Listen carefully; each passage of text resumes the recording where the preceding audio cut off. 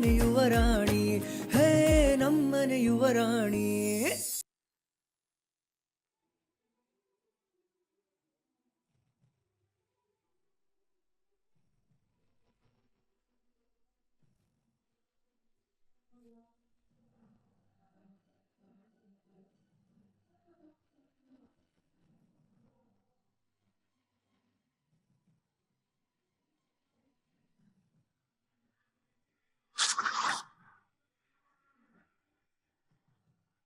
ಎಲ್ಲ ಸರಿ ಹೋಗಿದೆ.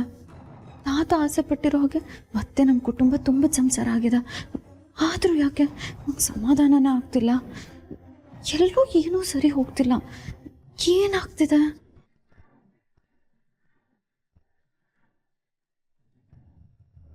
ಓವರ್ ಆ್ಯಕ್ಟಿಂಗ್ ಮಾಡ್ತೀಯ, ತುಂಬ ಓವರ್ ಆ್ಯಕ್ಟಿಂಗ್ ಮಾಡ್ತೀಯ. ಇನ್ನು ಎಷ್ಟು ಸರಿನೇ ಸೋಲ್ಬೇಕು ನೀನು? ಬೇಡ ಕಣೆ ಮೀರಾ, ಯಾಕೋ ನಿನ್ನ ಟೈಮ್ ಸರಿ ಇಲ್ಲ. ಸುಮ್ಮನಿದ್ಬಿಡು. ಈಗ ಆಲ್ರೆಡಿ ಮನೆಯವ್ರ ಮನಸ್ಸನ್ನ ತುಂಬ ನೋಯಿಸ್ಬಿಟ್ಟಿದ್ಯಾ. ಇನ್ನೂ ನೋಯಿಸೋದಕ್ಕೆ ಮುಂದಾಗ್ಬೇಡ.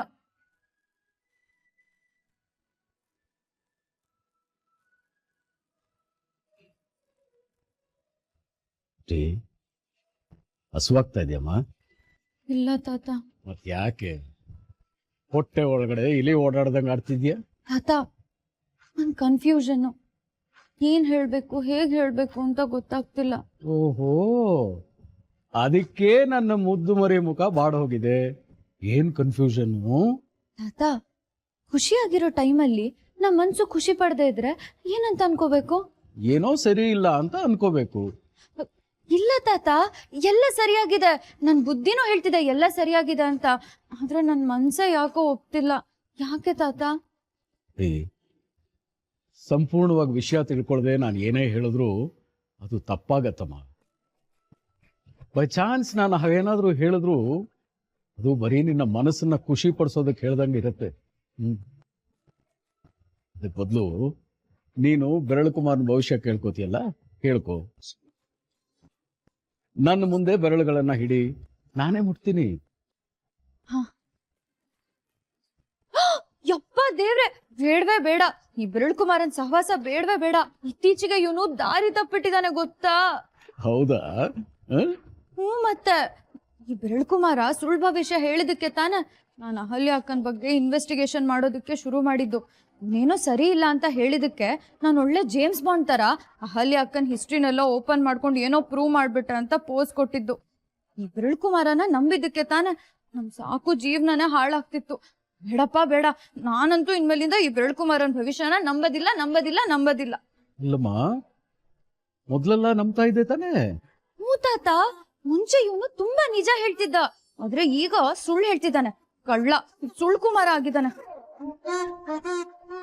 ಬೇಡಪ್ಪ ಬೇಡ, ಇನ್ಮೇಲಿಂದ ಈ ಬೆರಳು ಕುಮಾರ ಭವಿಷ್ಯನ ಹೇಳೋದು ಬೇಡ, ನಾನು ಕೇಳೋದು ಬೇಡ. ಮಗಳೇ, ಆ ಬೆರಳು ಕುಮಾರ ಅದು ಏನು ಭವಿಷ್ಯ ಹೇಳುತ್ತೋ ಏನೋ ನನಗೆ ಗೊತ್ತಿಲ್ಲ. ಆದ್ರೆ ನಿನ್ನ ಅಂತರಾತ್ಮದಲ್ಲಿ ಸಮಸ್ಯೆಗಳು ಎದುರಾದಾಗ ಅನಾಹುತಗಳು ಆಗೇ ಆಗುತ್ತೆ. ಆ ದೇವರು ನಿನ್ನ ಕೊಟ್ಟಿರೋ ಯೋಚನಾ ಶಕ್ತಿ ತುಂಬಾ ಬಲವಾಗಿದೆ. ಅದರಲ್ಲಿ ನಂಬಿಕೆ ಇಟ್ಕೋ. ನಿನ್ನ ಅಂತರಾತ್ಮ ಒಳ ಮನಸ್ಸು ಏನು ಹೇಳುತ್ತೋ ಅದನ್ನ ನಂಬ್ಕೋ. Believe in your own self. ಆಗ ಎಲ್ಲ ಒಳ್ಳೇದಾಗತ್ತೆ.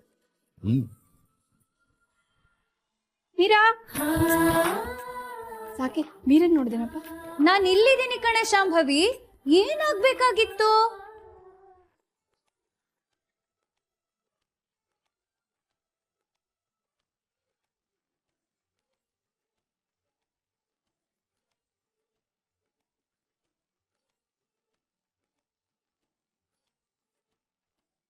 ಅಮ್ಮನ್ನೇ ಹೆಸರಿಡದ್ ಕರಿತೀನಿ. ಸಾರಿ ಸಾರಿ ಸಾರಿ. ಈಗ ಏನ್ ಮಾಡ್ಬೇಕು ಶಾಂಭವಿ ಅಮ್ಮವ್ರೆ? ಅಹಲ್ಯ ರೂಮ್ಗೆ ಹೋಗು, ಅವಳಿಗೆ ಅಲಂಕಾರ ಮಾಡಿ ರೆಡಿ ಮಾಡು.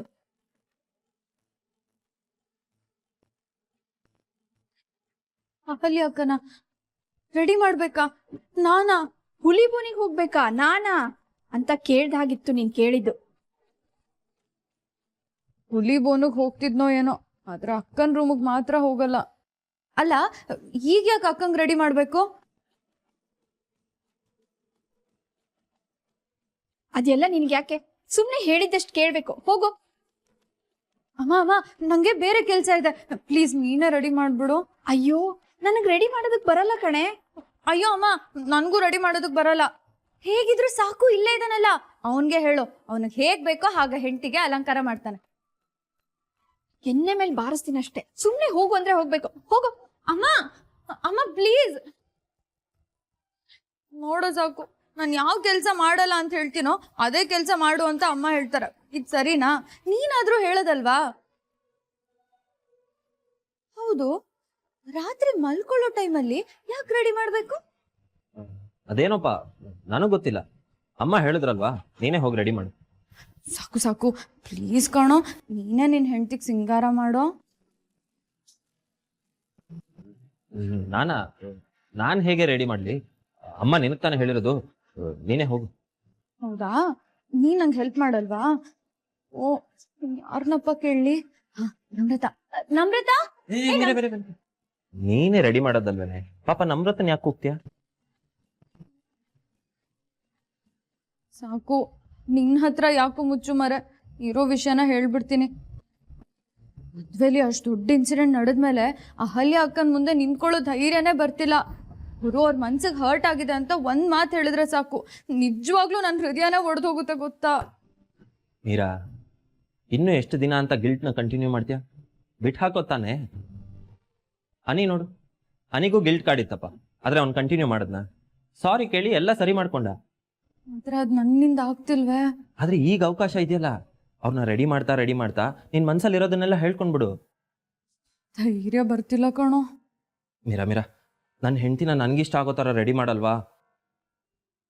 ಮದ್ವೆ ಆಗ್ತಿದ್ದ ಹಾಗೆ ನಾನು ಇಷ್ಟ ಕಷ್ಟ ಕೇಳೋದೇ ಬಿಟ್ಬಿಟ್ಯಾ?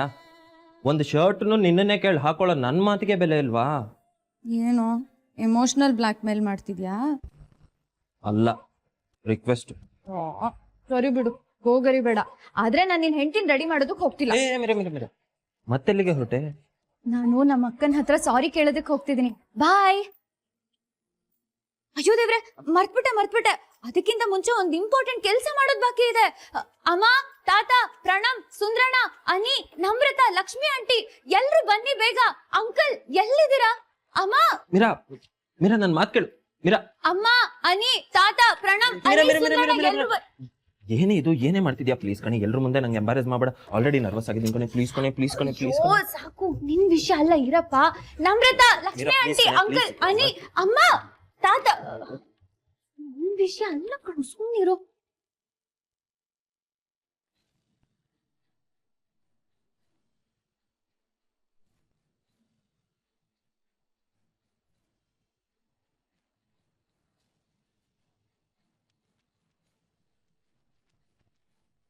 ಯಾಕೆ ಕೂಗ್ತಿದ್ಯಾ? ಏನಾಯ್ತು? ಅಟೆನ್ಷನ್. ಈಗ ನಾನೊಂದು ಚಿಕ್ಕ ಅನೌನ್ಸ್ಮೆಂಟ್ ಮಾಡೋದಿದೆ. ಆಕ್ಚುಲಿ ಈಗ ನಾನು ಅಹಲ್ಯ ಅಕ್ಕನ ಜೊತೆ ಮಾತಾಡೋದಕ್ಕೆ ಅಂತ ಹೋಗ್ತಿದ್ದೀನಿ. ಅವ್ರ ಹತ್ರ ಸಾರಿ ಹೇಳ್ಬೇಕು ಅಂತ ತುಂಬಾ ಪ್ರಯತ್ನ ಪಟ್ಟಿದ್ದೀನಿ.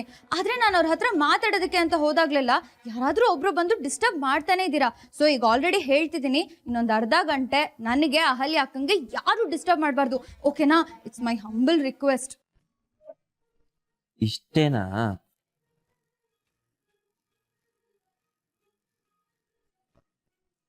ಸರಿನಮ್ಮ, ನಿನಗೆ ಯಾರು ಡಿಸ್ಟರ್ಬ್ ಮಾಡಲ್ಲ, ಹೋಗ್ಬಾ. ಗೊತ್ತು ಸಾಕು, ನೀನಂತೂ ನಂಗೆ ಡಿಸ್ಟರ್ಬ್ ಮಾಡಲ್ಲ ಅಂತ. ಯಾಕೆ ಹೇಳು? ನೀನ್ ನನ್ನ ಬಂಗಾರಿ best friend.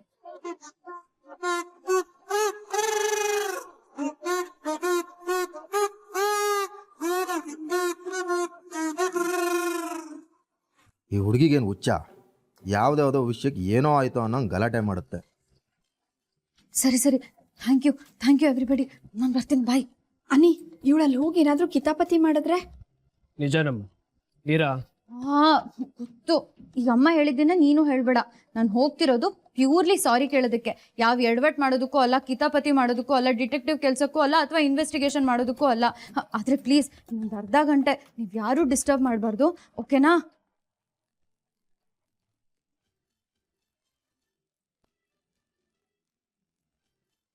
Any, don't worry ಕಣೋ, ಅವಳು ನನ್ನ ಕೋಳಿ ಮರಿ, ಮಾತು ಕೊಟ್ರೆ ಮೀರೋದಿಲ್ಲ. ಅಮ್ಮ, ನಿನ್ ಜೊತೆ ಮಾತಾಡ್ಬೇಕು, ಬಾ.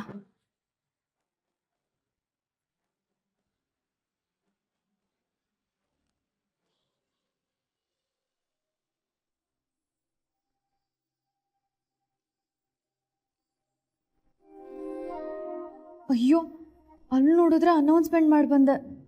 ಇಲ್ಲಿ ರೂಮಿಗೆ ಬರ್ತಿದ್ದ ಹಾಗೆ ಎದೆಗುಂಡ್ಗೆ ಡಬ್ಬ ಡಬ್ಬ ಅಂತ ಹೊಡ್ಕೋತಿದ್ಯಲ್ಲಪ್ಪ. ಹಾಂ, ಸಾರಿ ಕೇಳೋದು ಕ್ಯಾನ್ಸಲ್. ನಾಳೆ ಬರ್ತೀನಿ.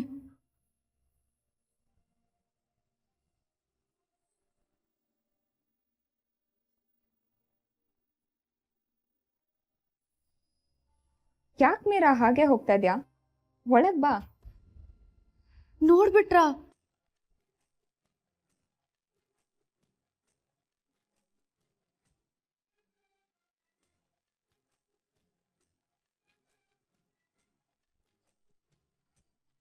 ರೂಮ್ವರೆಗೂ ಬಂದು ಹಾಗೆ ಹೋಗ್ತಿದ್ಯಾ? ಅದು ಅಕ್ಕ, ಅದು ಹಾಂ, ಅಮ್ಮ ನಿಮಗೆ ರೆಡಿ ಮಾಡೋದಕ್ಕೆ ಹೇಳಿದ್ರು. ನೀವು ಆಲ್ರೆಡಿ ರೆಡಿ ಆಗ್ತಿದ್ರಿ ಅಲ್ವಾ, ಯಾಕೆ ಅಂತ ವಾಪಸ್ ಹೊರಟೆ. ಯಾಕೆ?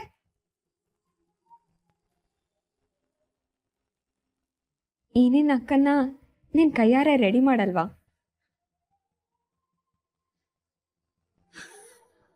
ನನ್ ಮೇಲೆ ನಿನ್ಗಿನ್ನೂ ಡೌಟ್ ಇದೆಯಾ?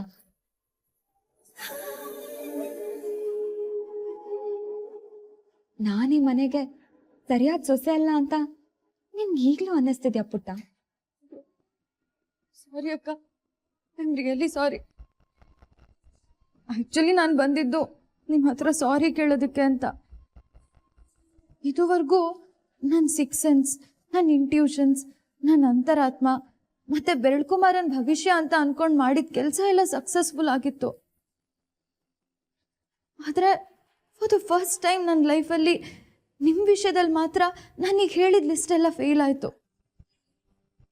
ಐ ಆಮ್ ಸಾರಿ ಅಕ್ಕ. ನನ್ನ ಇಂಟ್ಯೂಷನ್ಸ್ ಯಾವುದೂ ವರ್ಕ್ ಆಗಲಿಲ್ಲ, ನನ್ನ ಸಿಕ್ಸ್ ಸೆನ್ಸು ವರ್ಕೌಟ್ ಆಗಲಿಲ್ಲ, ನನ್ನ ಅಂತರಾತ್ಮನೂ ಸರಿ ಇರಲಿಲ್ಲ, ಬೆರಳ್ಕುಮಾರನ ಭವಿಷ್ಯನೂ ಸುಳ್ಳಾಗೋಯ್ತು. ಹೌದಾ? ನಿಜನಾ? ಹ್ಞೂ ಅಕ್ಕ.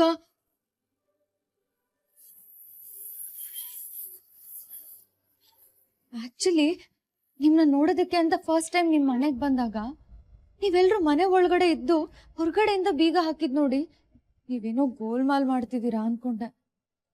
ಅಲ್ಲೇ ಫಸ್ಟ್ ಟೈಮ್ ನಾನು ಎಡವಿದ್ದು. ಸೆಕೆಂಡ್ ಟೈಮ್ ನಿಮಗೆ ಕಾಲ್ಗೆಜ್ಜೆ ಕೊಟ್ಟು ಅದನ್ನ ಜೋಪಾನವಾಗಿ ನೋಡ್ಕೊಳ್ಳಿ ಅಂತ ಹೇಳ್ದೆ. ಮೊಬೈಲ್ ತಗೊಳ್ಳೋದಕ್ಕೆ ಅಂತ ವಾಪಸ್ ಬಂದಾಗ ನೀವು ಆ ಕಾಲ್ಗೆಜ್ಜೆನ ಚೇರ್ ಮೇಲೆ ಇಟ್ಟಿದ್ದನ್ನು ನೋಡ್ಬಿಟ್ಟು ನೀವು ನಮ್ಮ ಫೀಲಿಂಗ್ಸ್ಗೆ ಬೆಲೆನೇ ಕೊಡಲ್ವನೋ, ನಮ್ಮ ಭಾವನೆಗಳಿಗೆ ಬೆಲೆನೇ ಕೊಡದೇ ಇರೋ ವ್ಯಕ್ತಿ ಅಂತೆಲ್ಲ ಅನ್ಕೊಂಡ್ಬಿಟ್ಟೆ. ಶಾಂತಲಮ್ಮನ ಬಗ್ಗೆ ಅಷ್ಟೊಂದೆಲ್ಲ ಹೇಳಿ ಪ್ರೀತಿಯಿಂದ ಇದನ್ನ ಜೋಪಾನವಾಗಿ ನೋಡ್ಕೊಳ್ಳಿ, ಇದೊಂದು ಪ್ರೈಸ್ಲೆಸ್ ಪೊಸಿಷನ್ ಅಂತ ಹೇಳಿದ್ರು ಇಷ್ಟು ಕೇರ್ಲೆಸ್ ಆಗಿ ಬಿಚ್ಚಿಟ್ಟಿದಾರಲ್ಲಪ್ಪ ಅಂತ ತುಂಬ ಬೇಜಾರಾಯಿತು ನನಗೆ. ನಿಮ್ಮೇಲೆ ತುಂಬ ಕೋಪನೂ ಬಂತು ಅಕ್ಕ, ತುಂಬ ಬೇಜಾರಾಗಿತ್ತು ಕೂಡ. ನೀವು ಈ ಮನೆಗೆ ತಕ್ಕ ಸೊಸೆ ಅಲ್ಲ ಅಂತೆಲ್ಲ ಅನ್ಕೊಂಡೆ, ಅಲ್ಲೂ ನಾನು ಸೋತೆ. ಅದರ ನೆಕ್ಸ್ಟು ಸಾಕು ನಿಮಗೆ ಪ್ರೀತಿಯಿಂದ ಕೊಟ್ಟಿದ್ದ ಫ್ಲವರ್ಸ್ನ ನೀವು ಜೀವದ ಥರ ಕಾಪಾಡ್ಕೊಳ್ದೆ ಹಾಗೆ ರೋಡ್ ಮೇಲೆ ಬೀಳಿಸ್ಕೊಂಡು ಹೋದ್ರಿ. ಅದನ್ನ ನೋಡ್ಬಿಟ್ಟು ನೀವು ಸಾಕು ನಾ ಪ್ರೀತಿ ಮಾಡೋಲ್ವೇನೋ, ಪ್ರೀತಿಗೆ ಬೆಲೆನೇ ಕೊಡೋದಿಲ್ವೇನೋ ಅಂತ ಅನ್ಕೊಂಡ್ಬಿಟ್ಟೆ. ಅದಕ್ಕೂ ದೊಡ್ಡ ರಂಪ ಮಾಡಿದೆ, ಅವಳು ಫೇಲ್ ಆದ. ಅದಾದ್ಮೇಲೆ ಕರ್ಮ, ಆ ಸೀರೆ ವಿಷಯ ಅಕ್ಕ. ನಾನು ಇಷ್ಟಪಟ್ಟಿದ್ದ ಸೀರೆನ ನೀವು ತಗೊಂಡ್ರಿ ಅಂತ. ನನ್ನ ಸೀರೆನ ಅನಿ ನಿಮಗೆ ತಗೊಳ್ಳೋದಕ್ಕೆ ಹೇಳಿದಾಗ ಇಲ್ಲ ಆ ಸೀರೆ ಮೀರಂಗೆ ಇಷ್ಟ ಆಗಿದೆ ಅವಳು ಇಟ್ಕೊಳ್ಳಿ ಅಂತ ನೀವು ಒಂದು ಮಾತು ಹೇಳಿಲ್ಲ ಅಂತ ನಾನು ನಿಮ್ಮ ಬಗ್ಗೆ ತುಂಬ ತಪ್ಪು ತಿಳ್ಕೊಂಡ್ಬಿಟ್ಟೆ.